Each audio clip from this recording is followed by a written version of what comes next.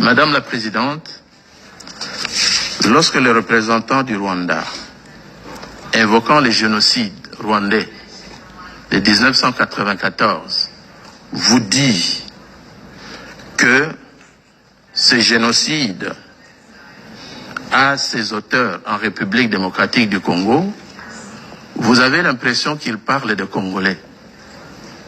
Il ne parle pas des Congolais, il parle des Rwandais. Les FDLR dont ils sont en train de parler, ce sont des Rwandais qui ont fui le Rwanda, qui sont rentrés sur le territoire de la République démocratique du Congo, justement parce qu'au Rwanda, il n'y a que deux tribus qui s'affrontent. Au Rwanda, il est impossible à ces deux tribus de cohabiter. Tandis qu'en République démocratique du Congo, il existe 450 tribus qui vivent en parfaite harmonie et qui vivent ensemble. Donc, l'idéologie génocidaire que le Rwanda tente de transposer sur le territoire congolais est incompatible à l'ADN du Congolais.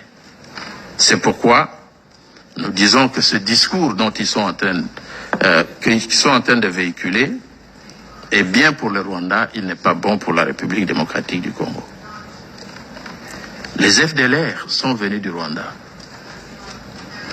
Il y a un moment, un éminent ambassadeur rwandais, en poste à Kinshasa, a déclaré que le FDLR ne constituait plus une menace pour le Rwanda. C'est partout sur la toile, on peut suivre l'intervention de cet éminent ambassadeur rwandais. C'est cyclique. Aujourd'hui, ils vont vous dire les FDLR, demain, ils vont vous dire le discours de haine, et le lendemain, ils vont encore sortir une carte. Alors, parlons du discours de haine. Vous avez un pays armé jusqu'aux dents qui descend sur le territoire de votre pays, massacre vos femmes, massacre vos parents, massacre vos enfants, et il attend de vous que vous lui teniez un discours de bienvenue. Où a-t-on vu ça? Le Rwanda nous donne l'impression aujourd'hui que le discours de haine est plus grave que les massacres. Combien de Congolais ont-ils massacrés depuis qu'ils ont occupé Goma, Bukavu, Uvira? Combien? Et c'est comparable à un discours de haine. Mais justement, le discours de haine est la conséquence des massacres qu'ils conduisent.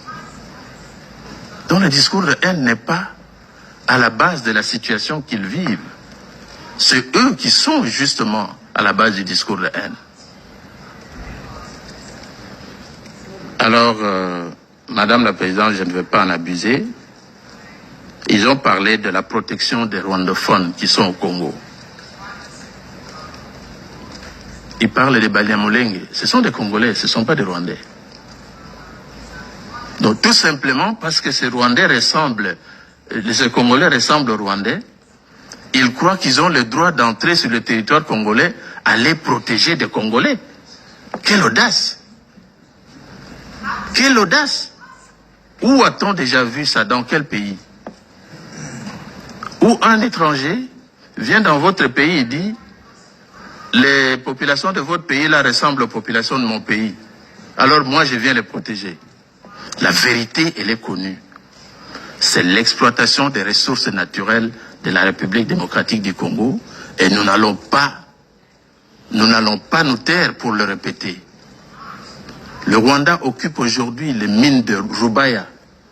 Le Rwanda est devenu l'exportateur du coltan qu'il n'existe nulle part sur le sous-sol rwandais. Mais ils viennent vous parler du discours de haine. Voilà, pour l'essentiel, vous n'avez pas le droit, chers collègues, de venir protéger les populations congolaises sur son territoire. La République démocratique du Congo est suffisamment outillée pour protéger ses propres populations. Un pays du reste de 450 tribus, mais vous n'en avez que 2, vous n'arrivez pas à les gérer. Vous voulez venir gérer nos 450 tribus? Soyez modestes. Je vous remercie, Madame la Présidente.